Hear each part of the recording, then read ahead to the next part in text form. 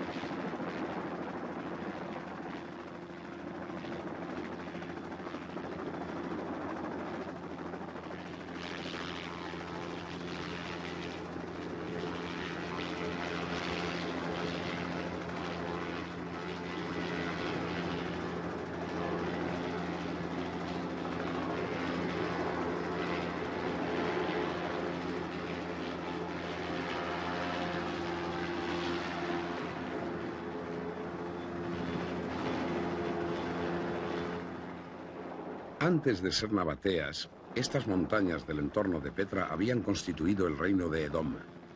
Sus gentes, los edomitas, cavadores de cisternas y excelentes ceramistas, habían precedido a los nabateos en la ocupación del lugar de Petra. Ya en el mismo siglo VI, sin duda, entró por este Sig, o desfiladero, un primer contingente de exploradores nabateos. Recorrerían asombrados y en un silencio casi religioso esta larga y profunda grieta y no dejarían de notar lo fácilmente defendible que era un camino semejante. Luego, una vez llegados al extremo final de la casi interminable garganta, se encontraron con un valle protegido por altas e impasables montañas. Era mucho más de lo que un nómada se hubiera jamás atrevido a soñar.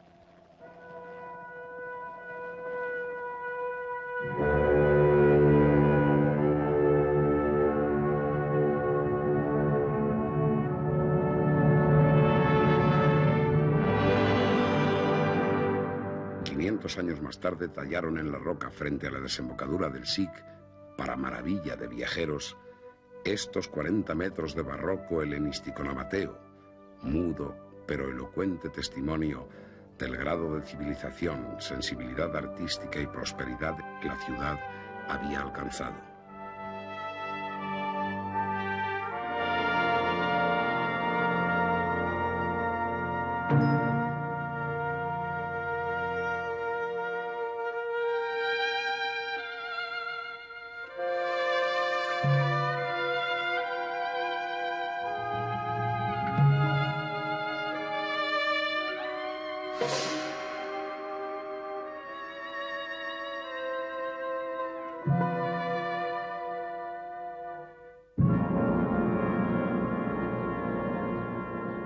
Los nabateos añadieron a la ciudad que levantaron piedra sobre piedra y adobe sobre adobe una segunda, cavada, tallada y esculpida, en la que predominan los monumentos funerarios. Aunque no sabemos todavía nada acerca de sus creencias en una vida después de la muerte, el casi millar de tumbas monumentales que salpican el ámbito de Petra nos permite conjeturar que lo escatológico les obsesionaba tanto o más que a los egipcios. Pero también amaban profundamente la vida. Abiertos los árabes nabateos, igual que luego lo estarían los del profeta, a toda novedad cultural, tallaron este teatro de modelo romano en la falda de una montaña.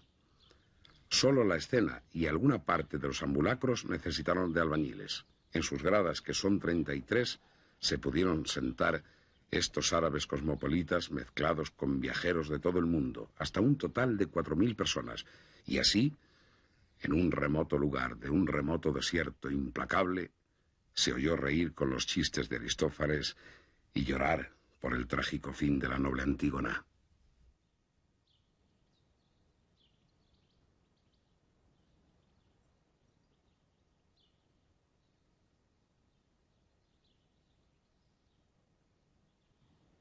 Los arqueólogos han comenzado a sacar la Petra de los vivos del polvo acumulado por casi milenio y medio. Y van apareciendo ruinas de templos, baños, palacios y mercados.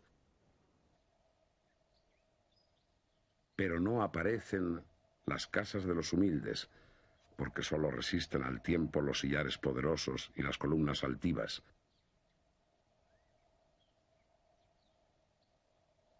Sin embargo, muy cerca de Petra existe un pueblo abandonado que puede satisfacer nuestra curiosidad. Estas casas perpetúan un modelo que en Oriente lleva repitiéndose durante 4 milenios. La casa del humilde, de una sola habitación, con la puerta como único hueco al exterior. Por ella entraba la luz y por ella salía el humo. En casas como estas vivieron los obreros artistas que dieron forma y decoraron estas cerámicas.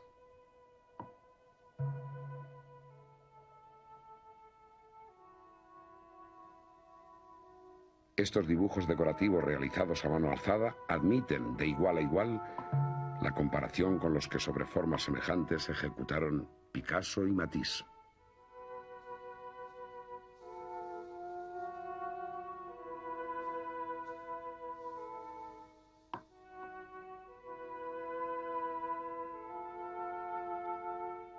Y en torno a Petra, desfilando por sus calles al amanecer y al atardecer, rebaños de cabras y ovejas.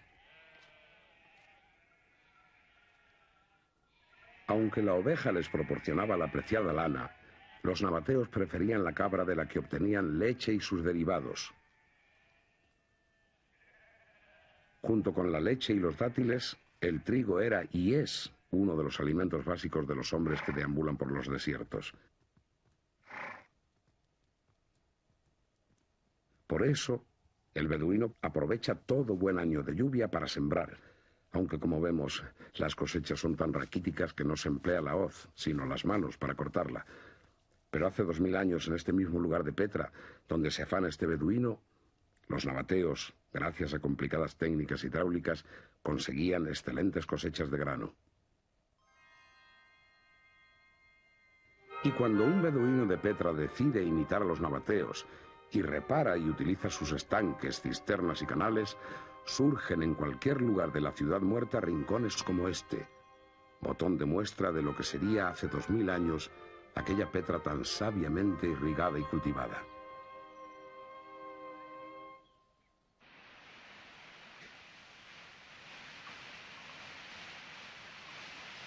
Agua, además de la lluvia, la sigue habiendo en Petra.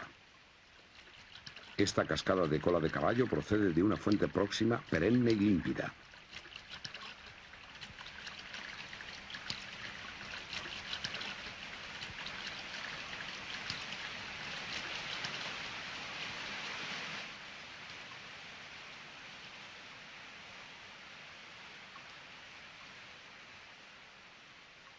El lugar infunde respeto religioso en el ánimo de los beduinos de hoy, e idéntico sentimiento debió despertar en los antiguos nabateos, que llenaron los acantilados que sobre estas aguas se ciernen de siluetas de altares y estelas funerarias. Un altar entre dos palmeras.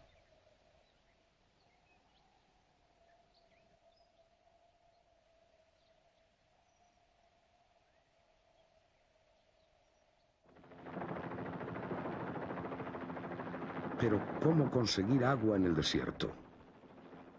Este gracioso edificio, aunque muy posterior a la época nabatea, ya que fue construido en el siglo VIII de nuestra era, nos ilustra acerca de cómo se las arreglaron los nabateos para establecer a lo largo de las rutas caravaneras puestos de policía, fortines para tropas regulares y lugares de alojamiento para personas y animales.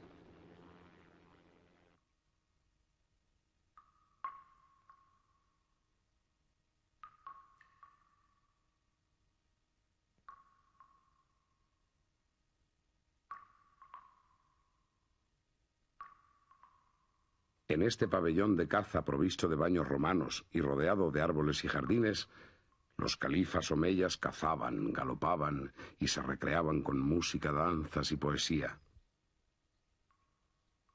Y todo ello gracias a este pozo de 40 metros de profundidad, cuya agua extraída por una noria movida por un camello alimentaba los baños y un enorme depósito.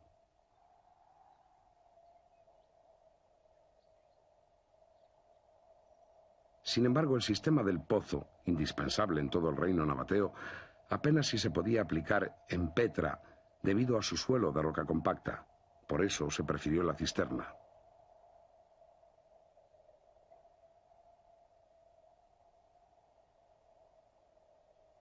En la cumbre de esta montaña se pueden ver aún los restos de la aldea edomita, que fue el primer núcleo urbano de Petra.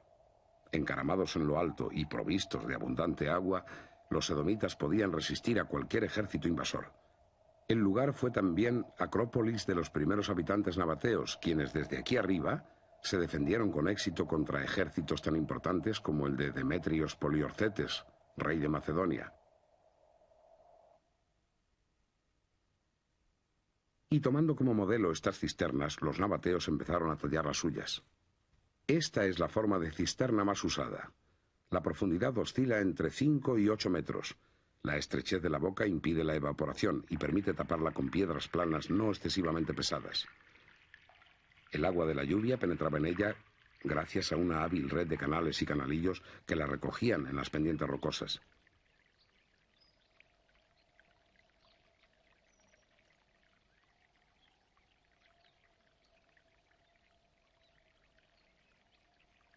Los estanques son de mayor capacidad. Este, vemos los huecos para las vigas, estaba techado y cuenta con una escalera para descender hasta el fondo.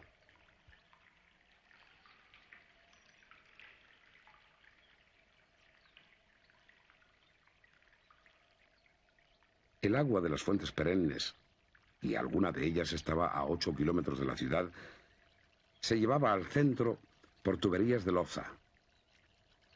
Ahí siguen algunas donde las colocaron manos nabateas. Los tubos se unían, como vemos, por el sistema de machiembrado. Las soluciones de continuidad en su tendido se resolvían así.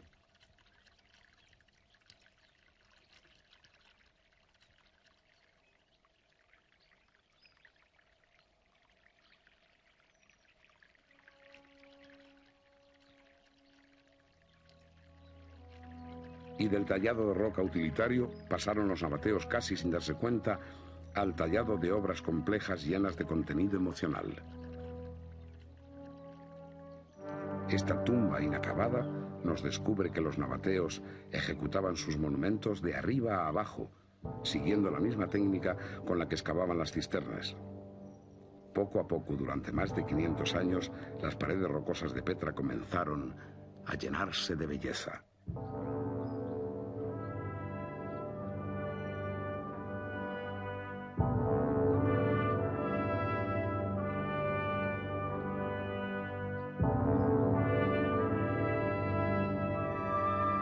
Dos grandes corrientes artísticas influyeron profundamente en los nabateos. Una, la natural de su ámbito geográfico, Mesopotamia, Persia, Egipto, y la otra, el arte grecorromano.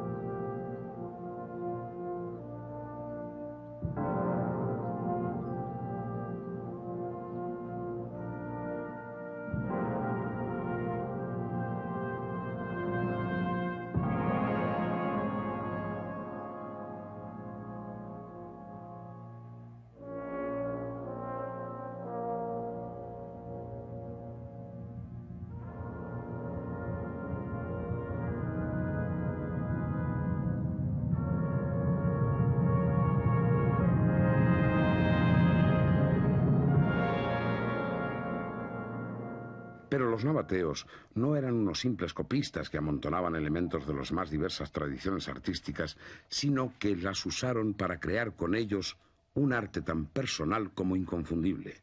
Como esos capiteles, elemento distintivo del arte nabateo, que parecen corintios apenas devastados. En el caso de esos dos monumentos nos encontramos con una tumba, el superior, y un triclinio funeral, el inferior.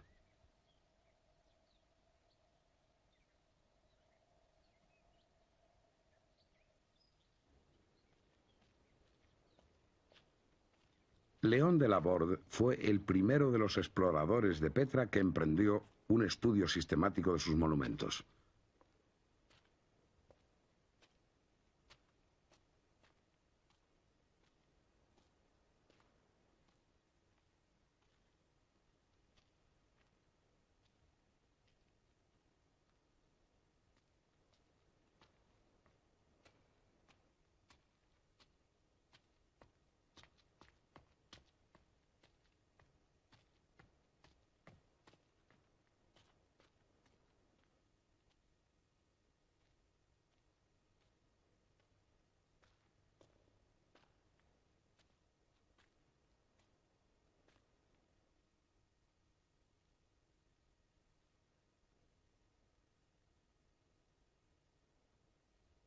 Tomaba notas y hacía dibujos de cuanto le parecía muy interesante o muy importante, y poco a poco iba perdiendo el miedo a que le pudiesen matar los beduinos, al comprobar que, sabiéndolos tratar, no eran tan peligrosos como habían parecido en un primer momento.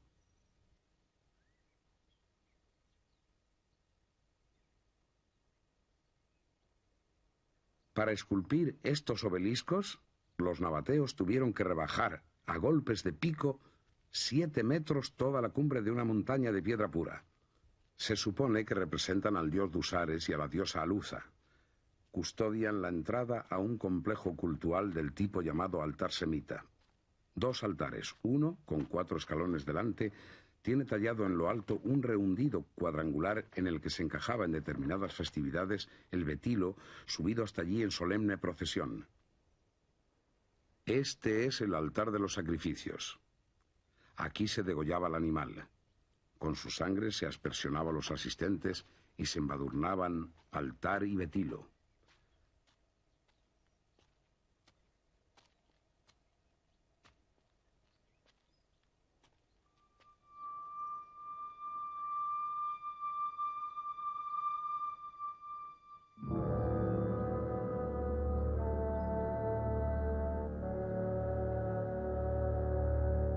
La poderosa influencia griega hizo que las imágenes betilo de los dioses nabateos fueran evolucionando poco a poco hasta convertirse en antropomórficas, y a la par el altar semita dio paso al templo. Aunque es muy probable que simultáneamente se adorase en el último periodo nabateo betilos y dioses antropomorfos y conviviesen cultos celebrados en altares semitas con cultos en templos.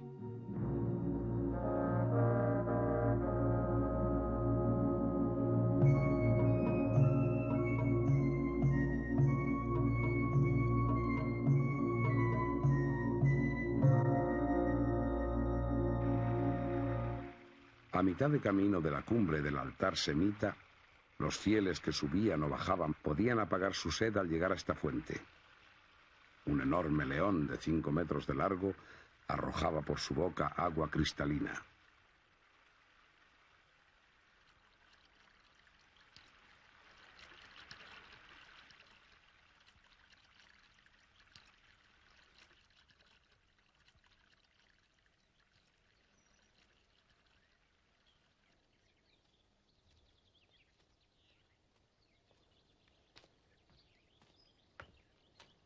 Laborde no había venido solo a Petra. Ahora encuentra a su compañero, Linan, dibujante profesional que estaba copiando las fachadas más interesantes de Petra con la intención de, ya de vuelta a Francia, publicar un libro sobre la ciudad ilustrado con grabados.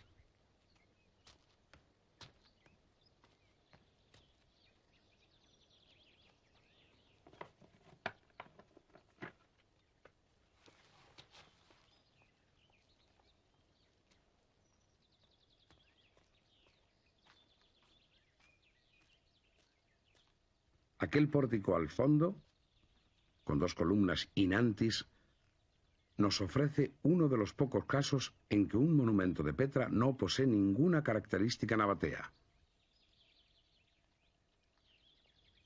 En este caso nos encontramos ante una purísima muestra de arte helenístico.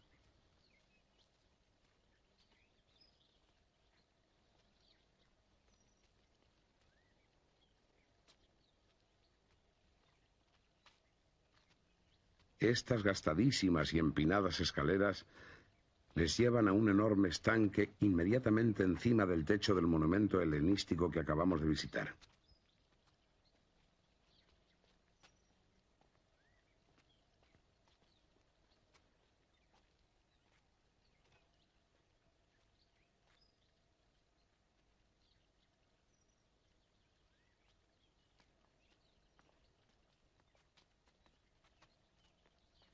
Aquí venía a parar el agua que salía de la boca del león.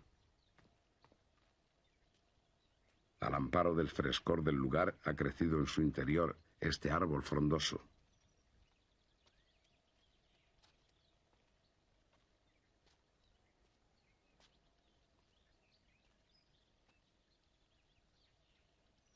Al final de las escaleras quedan los restos de un complejo funerario que, por la importancia de su tumba, triclinio y estructuras construidas, debió de albergar el cadáver de persona muy importante, probablemente un militar de alto rango.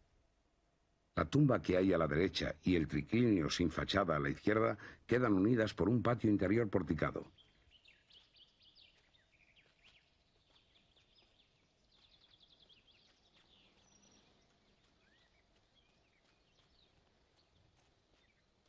Pero aunque la impronta romana es muy fuerte en esta fachada, los nabateos han sabido hacerse la suya por medio de muchos pequeños detalles y le han infundido un aire de noble serenidad.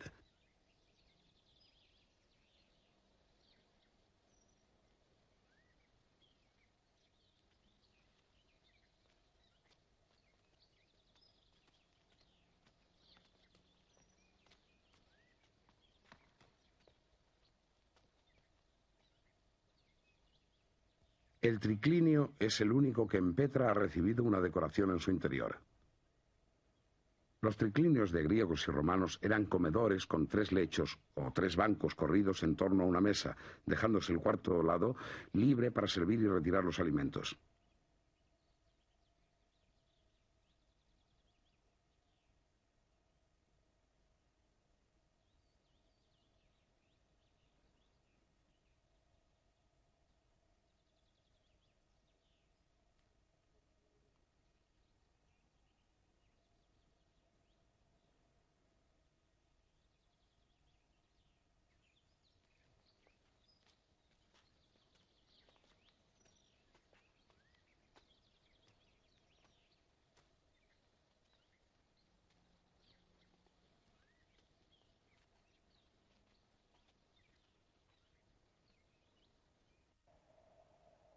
Así, los nabateos fueron transformando las montañas de Petra en arte, en arquitectura esculpida. Y pasó el tiempo, y los vientos, y la lluvia. Más de 1000 años. Fue como si la naturaleza hubiera decidido recuperar el arte de los humanos, trabajar sobre él, mejorarlo. Y de pronto se produjo el milagro.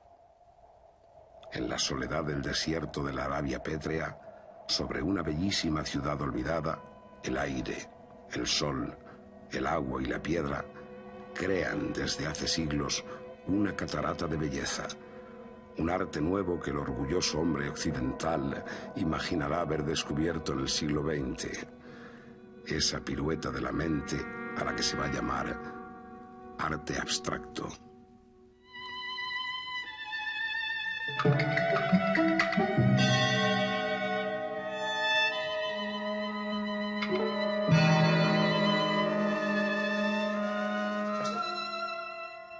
Estas caprichosas formas producidas por la naturaleza sobre la naturaleza y sobre las obras del hombre parecen ilustrar el credo estético de Henry Moore, el genial escultor inglés, que ha intentado siempre que sus esculturas, tan extraordinariamente parecidas a estas naturales que él nunca ha visto, no sean nunca perfectamente simétricas, dice Moore, y que sean estáticas, vigorosas y vitales, y que transmitan a quien las contempla algo de esa energía y potencia que emana de las grandes montañas.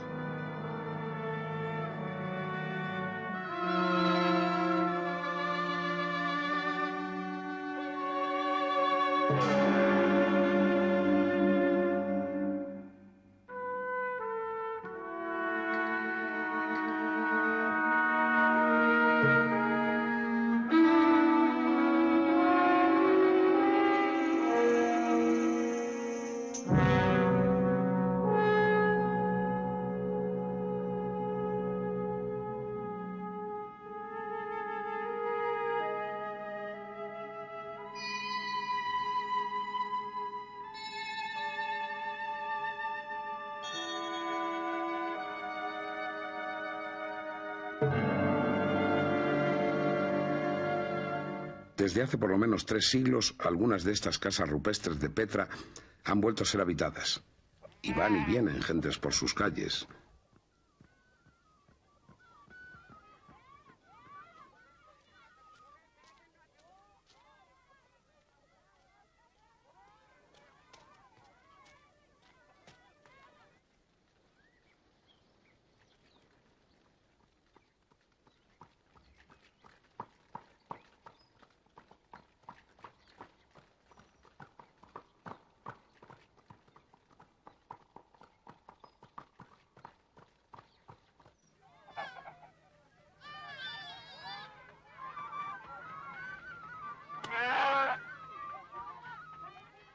Y corretean niños por los campos, y van a la escuela limpios y ordenados.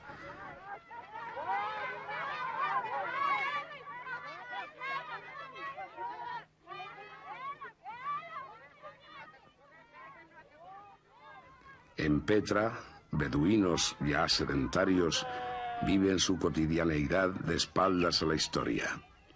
Y no necesitan ir de aquí para allá con sus ganados porque la ciudad que fue sigue siendo mejor que el desierto y las estepas al otro lado de sus montañas.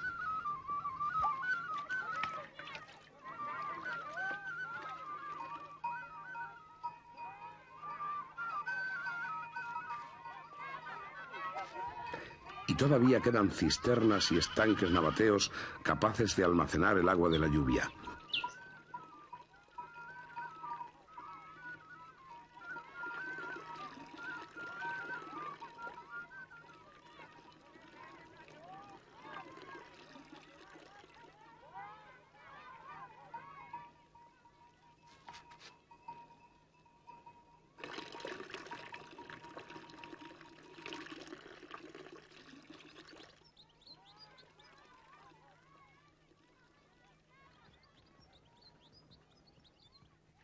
Pero muy cerca de Petra, al suroeste, volvemos a encontrar beduinos nómadas. Paredes de adobe y palmeras.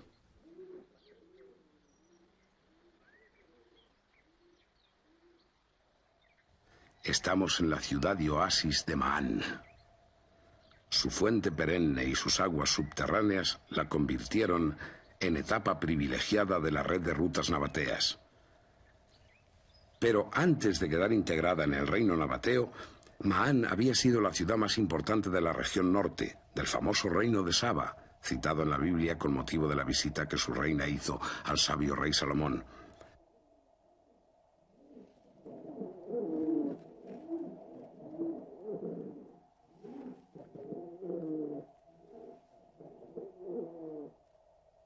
Hoy el cemento avanza y las paredes de adobe, las casas de adobe, abandonadas, se van desmoronando.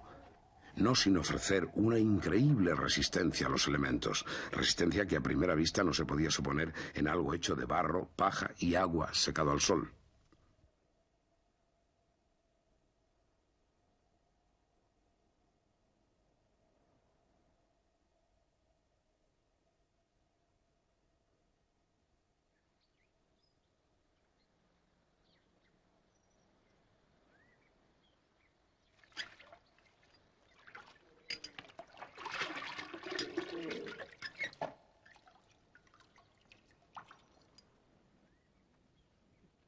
Ma'an sigue siendo hoy una ciudad importante. Sus hombres han escrito una página gloriosa de la historia árabe cuando al lado del famoso Lawrence de Arabia fueron elemento definitivo en la derrota de las bien armadas y valerosas tropas turcas.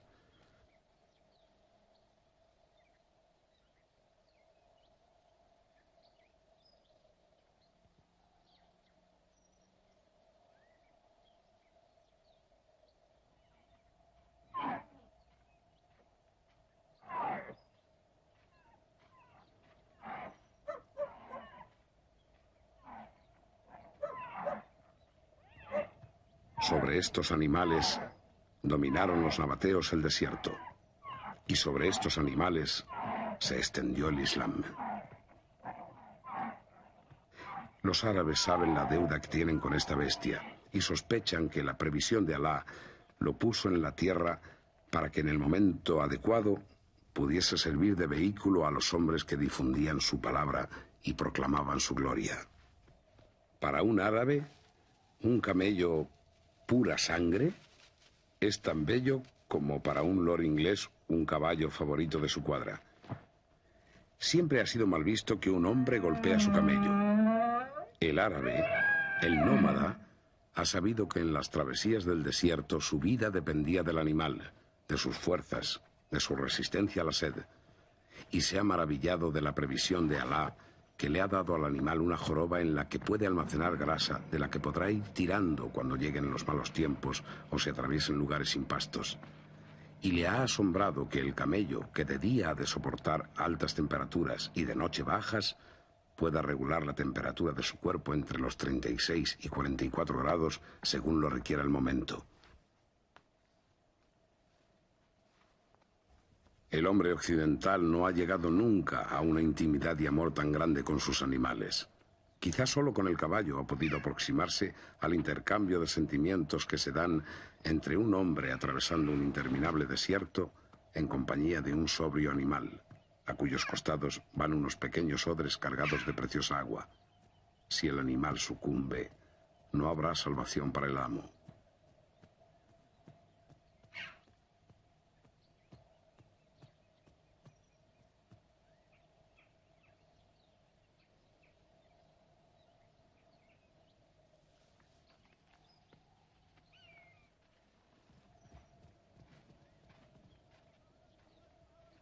La existencia de una vida urbana muy evolucionada en la antigua Petra no nos debe hacer olvidar que el 90% de los nabateos seguían siendo sustancialmente beduinos que iban y venían por el reino del desierto con sus ganados y sus camellos, y se organizaban siguiendo leyes idénticas a las que rigen a los beduinos de hoy.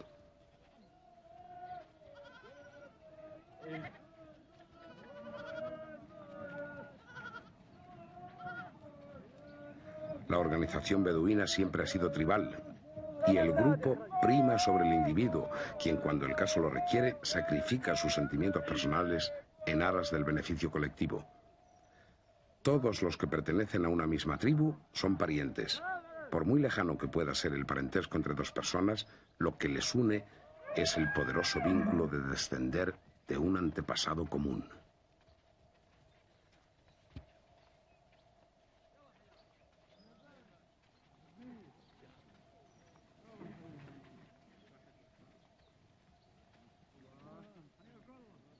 شوف هالمنزل هذا قد يطيب لهم تعال حلالهم تعال اي بالله يلا حي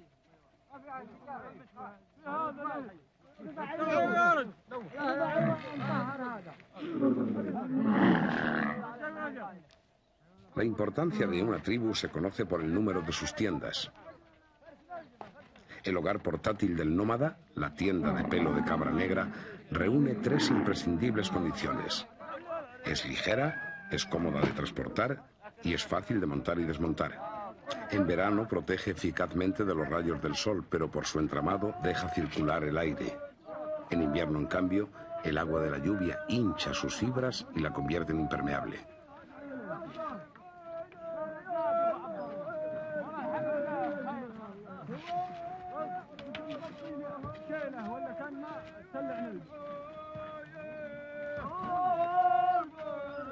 En tiendas idénticas a estas montaba sus puestos y pasaban sus noches las patrullas de la policía nabatea, encargadas de cuidar de la seguridad de las rutas del desierto.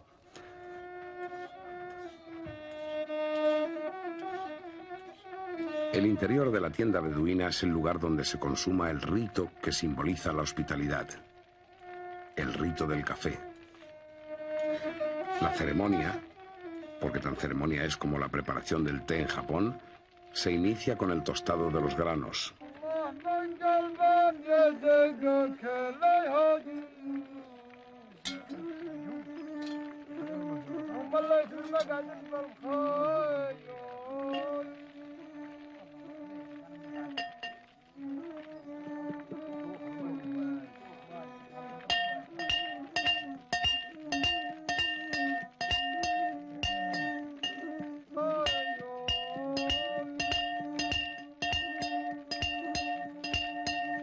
Rabab se llama este antepasado del violín, que es además el más antiguo de los instrumentos de cuerda tocados con arco.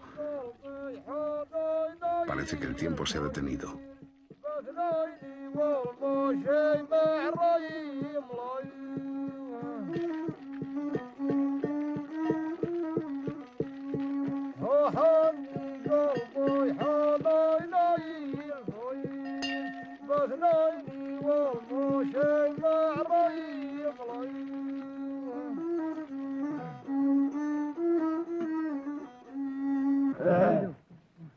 Este hombre es un jeque.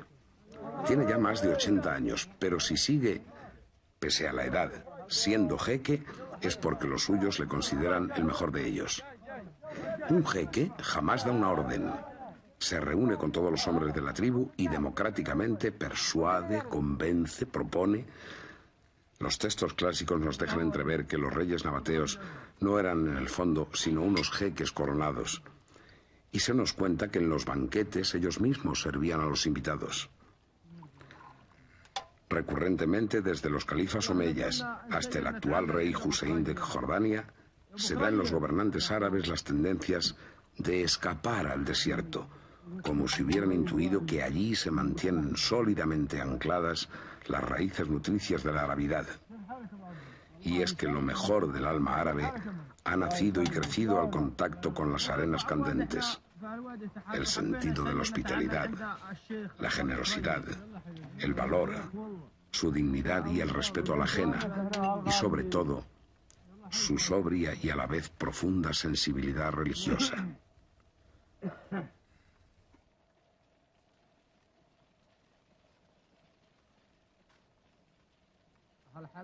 ¿Qué será de este pueblo en la era de la civilización técnica? Ahora que las furgonetas japonesas cruzan el desierto, ¿quién les alquilará como camelleros? ¿Quién les comprará sus camellos pura sangre? Y en un mundo de recipientes de plástico, ¿quién les comprará sus odres de piel de cabra? Y cuando la fibra invada el mundo del vestido, ¿quién comprará la lana que tan primitiva y trabajosamente hilan estas mujeres? La cabra, compañera del hombre desde hace 11.000 años, también está en trance de desaparecer.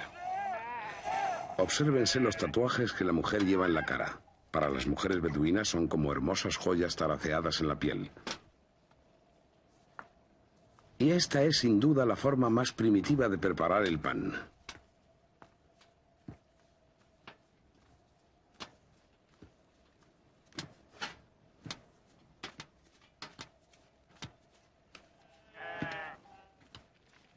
El antecedente de esta enorme escudilla metálica, que se llama shash, fue sin duda una piedra plana calentada por una lumbre.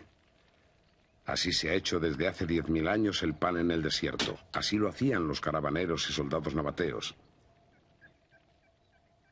Es pan ácimo, es decir, sin levadura, y se hace con harina, sal y agua.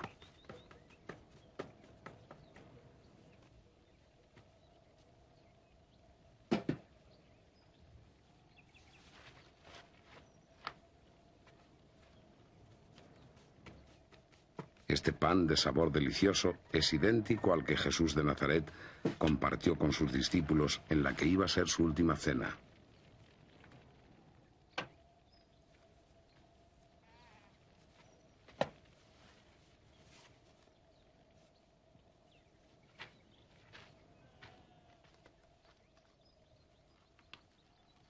La mantequilla del desierto no se parece en nada a la sólida que se conoce en Occidente. Pues no podría ser de otra manera, dado el clima.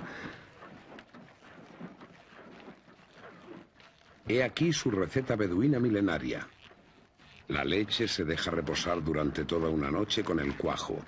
Luego se vierte en un odre de cabra y se agita. Se sopla para llenar de aire el pellejo y se cuelga por las 4 patas. Después se balancea el odre durante 1 hora y media o 2 horas hasta que comienzan a formarse bolitas de mantequilla. Luego se le añade sal, trigo, azafrán e hierbas aromáticas y se calienta a fuego vivo. Estas personas pertenecen quizá a la penúltima generación de beduinos. Después desaparecerán. Los gobiernos árabes tratan desesperadamente de encontrar una solución para que la transición al mundo moderno la puedan hacer sin aculturarse, sin perder sus virtudes, unas virtudes solidarias que son fundamentales si la especie humana quiere sobrevivir.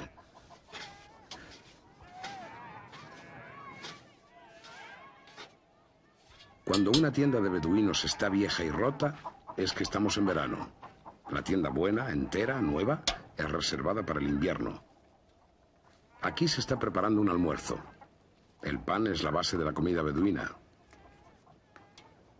Y le están añadiendo mantequilla.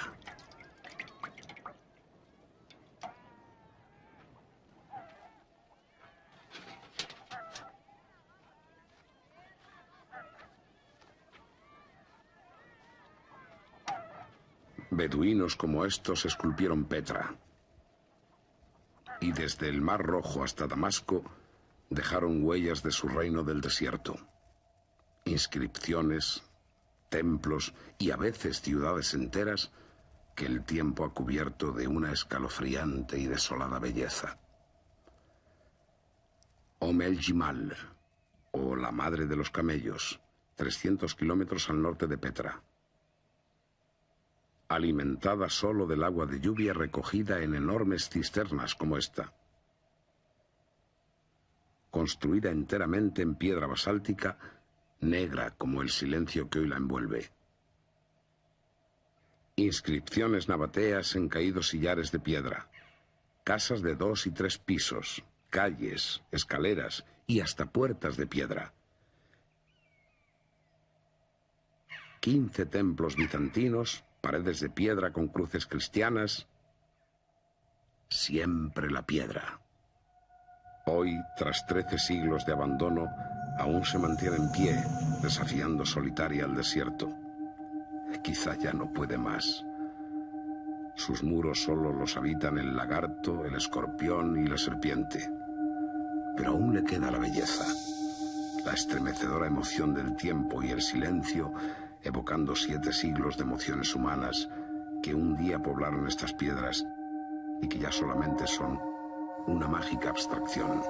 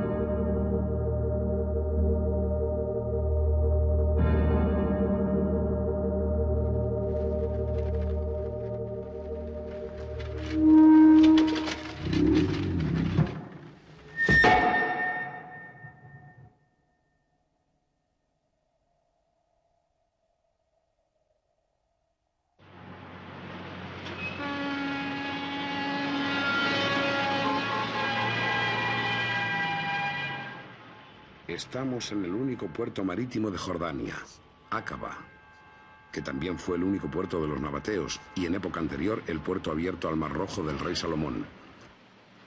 Entre estos mastodontes un camello quedaría fuera de lugar. Por aquí llegan a Jordania la mayor parte de sus importaciones. Y aquí anclaban, cuando era puerto nabateo, las naves con sedas de China y especias de la India y maderas raras de Indonesia. Es difícil imaginar que este mar lleno de tráfico marítimo sea el mismo que atravesaron a pie enjuto el profeta Moisés y su hermano Aarón, seguidos por todo un pueblo.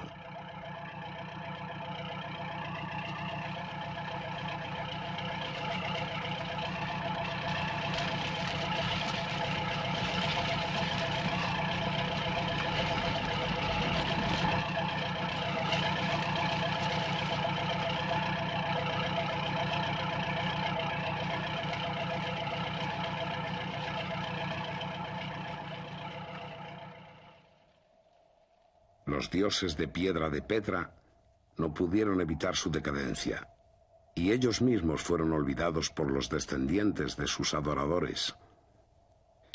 Esta inscripción nabatea da testimonio de ello.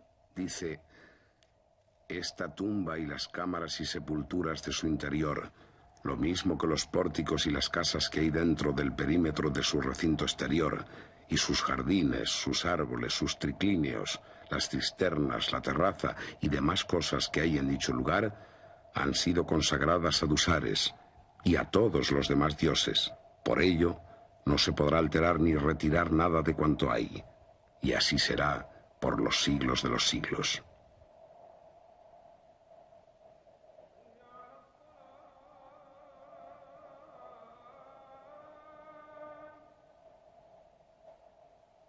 Hoy, hombres de la misma raza que los nabateos, hombres que han renegado de los viejos dioses, pero no de sus antepasados ni de su cultura, levantan los ojos al cielo para proclamar que hay un solo Dios, único, al que se dirigen así: alabado sea Dios, Señor de los mundos, el muy misericordioso, el compasivo, el Rey del día del juicio. Solo a ti deseamos servir, solo a ti imploramos ayuda.